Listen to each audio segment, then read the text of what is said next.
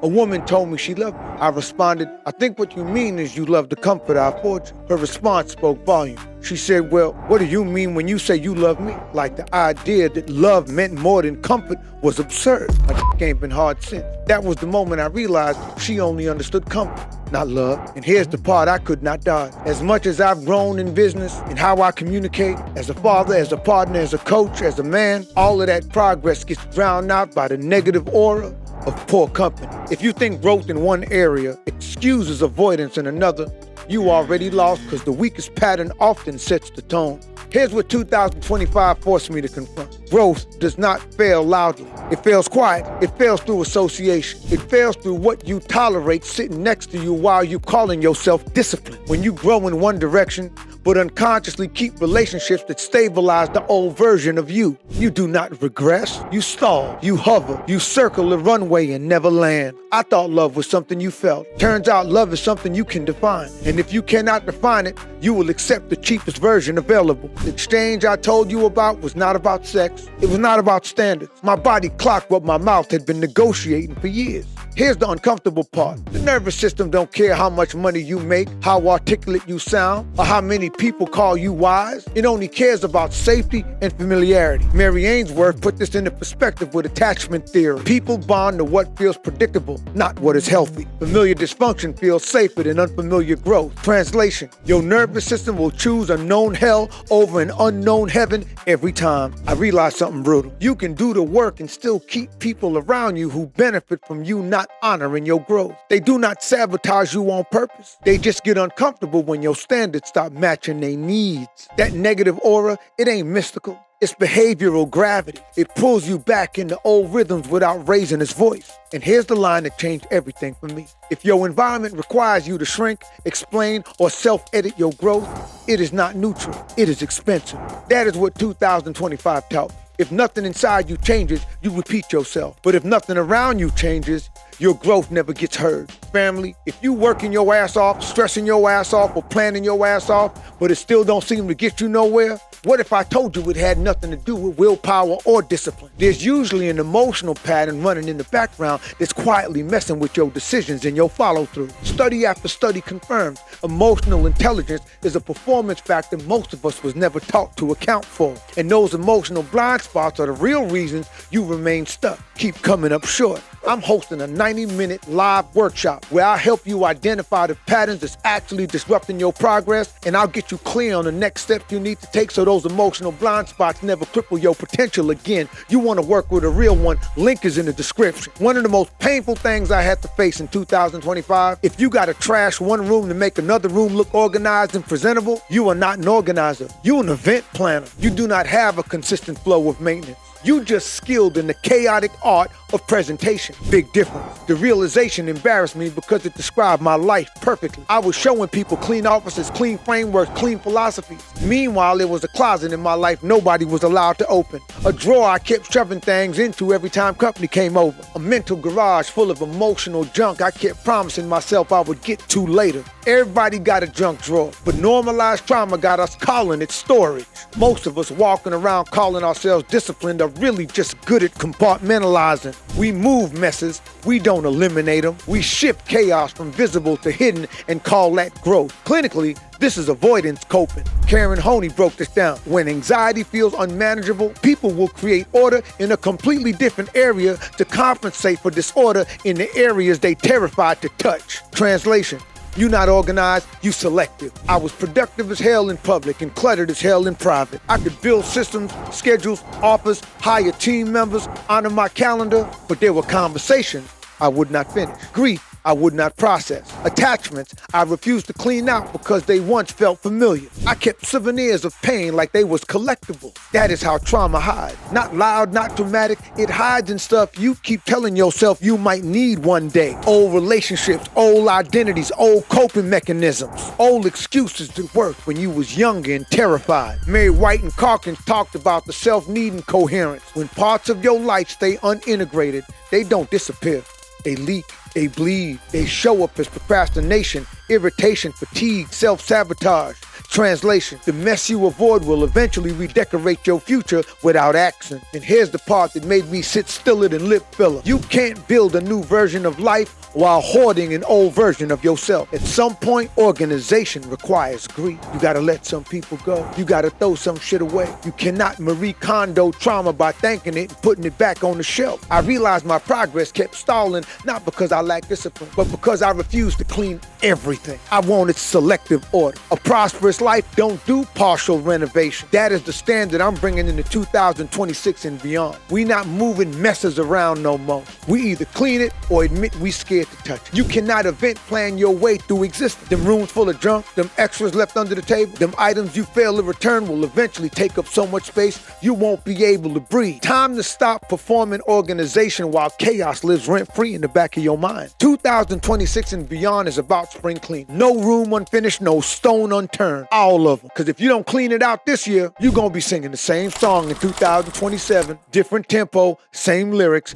bars. Another fact, ain't no such thing as casual date. Ain't nothing casual about the risks. Venereal diseases, pregnancy, mental instability, false accusations, jealous exes. The list go on like fake lashes. Your brain's tendency to underestimate risks when the immediate reward feels good is called optimism bias. Whether it's a one-night stand or you think she might be the one, either way, you making a long-term decision using short-term thinking. Bodies remember. Nervous systems attach. Situations compound. Mary Ainsworth showed us this through attachment theory. Repeated, intimate contact without clarity trains the nervous system to bond and detach at the same damn time. That creates confusion, not freedom. Translation, you teaching your body to crave connection while practicing abandonment. Bars, and the cost shows up later. Trust issues, hypervigilance, emotional numbness you swear came out of nowhere. Oh, you didn't fall into that. You rehearsed it to perfection. Here go the part nobody likes hearing. If you don't define the interaction, the consequences will define you. Bars. If you grown enough to touch somebody, you grown enough to think past tonight. Bars again. Speaking of the one, if you out here looking for the one,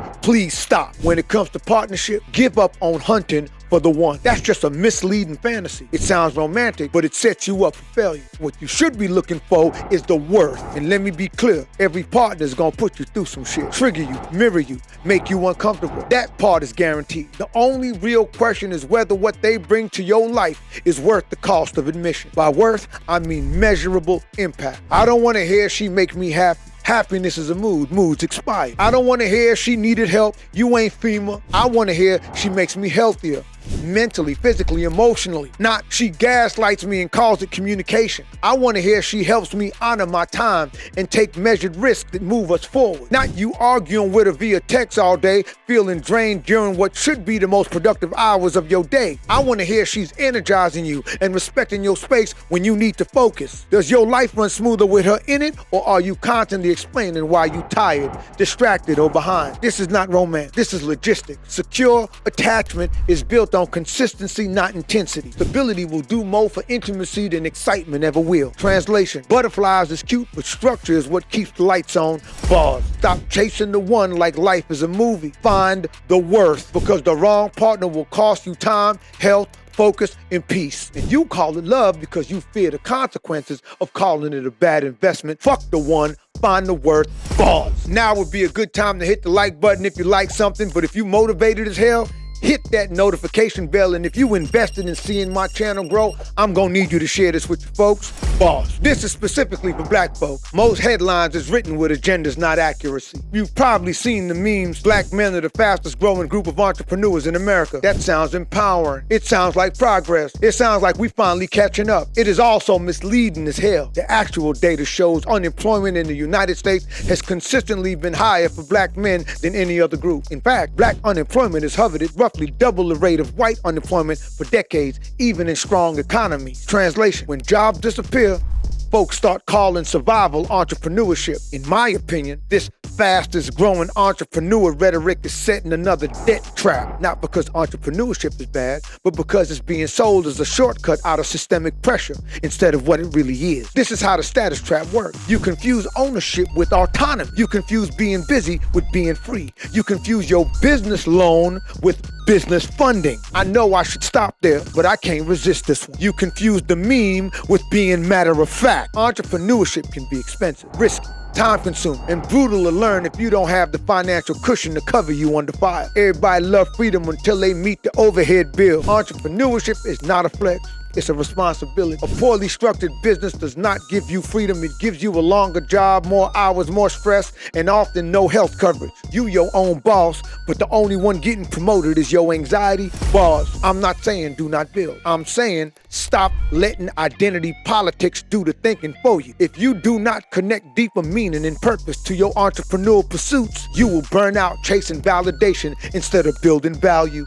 Bars. And here's the quiet part. A lot of people ain't entrepreneurs. They unemployed with branding. That is not a diss, that is a warning. Build because you have a problem you are called to solve. That's what I teach. You want to work with a real one, link is in the description. Build because your work aligns with your value system, your lifestyle, and your long-term health. Not because a headline made struggle sound like a badge of honor. Freedom is not declared, it is engineered. Bars! I ever tell y'all this story? I once saw this organizer on an episode of Oprah. So I called her and said, hey, I need you to come to my house. She came through, she was cool, calm, observant, and then she said, let's do a walkthrough. And dog, she meant a full walkthrough. Every cabinet, every drawer, every bathroom, every closet, behind the toilet, everything. She even seen my fleshlight. Still had some pubics on it and a little bit of oil. I was embarrassed. She opens the drawer and goes, She said, who did all this? I said, did all what? She said, who maintains your house? I said, me. She said, can I talk to you in the living room? So we go downstairs, I sit down. She looks around and said, where's the clutter? I'm confused. I said, in the house. She said, no, there's no clutter in your house. Where's the clutter? Then she points to her head and said, might your clutter be here? That really hit me. The clutter wasn't physical. It was mental. All these unrealistic standards, all these inherited rules, all these ideas about how my life was supposed to look as opposed to what it actually was at the time. I wasn't failing at organization. I was failing at perfection. Nothing stresses a grown man out like unrealistic expectations. My life wasn't a mess. I felt cluttered because my idea of flawless was clashing with my reality. Clinically, that's perfectionism-driven anxiety. Translation, you're not tired. You living under an unrealistic deadline that keeps changing like a Temu sale. Mary White and Calkins talked about the self-needing coherence. When your internal expectations don't match your lived reality, you don't feel motivated. You feel defective. That's how mental clutter works. It don't make noise. It just sits there judging you. I was organized, disciplined, and structured when it came to my living space. Mentally, emotionally, I was carrying expectations that would cripple Tim Ferriss. I was letting outdated ideologies squat rent-free in my head. And here's the part that stung. Most of that mental pressure was self-imposed. A lot of our angst ain't coming from life. It's coming from how we think life's supposed to look. We not overwhelmed, we overzealous, we overcompensate. I was letting other people's scrutiny set the standard for my personal happiness. That organizer didn't rearrange my furniture. She rearranged my perspective and let a ninja rearrange them guts too. I had a beautiful living space that I had never stopped to appreciate because the broken boy in me was too busy chasing validation and perfection. Bars. Dog, if you want to get out your own way, gain some emotional intelligence, take my 90-minute live workshop. Link is in the description. Now, here's one of the biggest traps of the Western world. Most people don't fail at success. They fail at purpose and keep wondering why success ain't showing up. They out there stacking degrees, stacking credentials, stacking titles, stacking status symbols and social points. And all it really do is lock you into a loop of debt, pressure, and economic enslavement you too educated to admit you stuck in. Nothing like being highly credentialed and still asking your boss for permission to take a shit. You chase success long enough and it turns into a moving target that keeps you tired but never fulfilled. Here go the line it cost me years to understand. Don't seek success. Seek purpose and let success find you. Bars. Success is not a destination. It's a side effect. When you align with purpose, your decisions get clearer. Your energy gets cleaner. Your values become your currency. When you chase success without purpose, every win still feels hollow. You ever notice how the most miserable people always got impressive bios? Purpose gives success somewhere to land. Without it, success just sits on you like weight. And here's where it gets uncomfortable. We apply the same broken logic to love. We seek love the way we seek success. By optics, by status, by proximity, by convenience. And then we wonder why relationships feel empty, chaotic, or draining. So let me say this clean. Don't seek love. Seek purpose and let love find you. Bars. Love is not found through hunger. It's found through alignment. When you are walking paths of purpose, you start meeting people who are sacrificing something to be where they is. Time, money, comfort. That's the filter.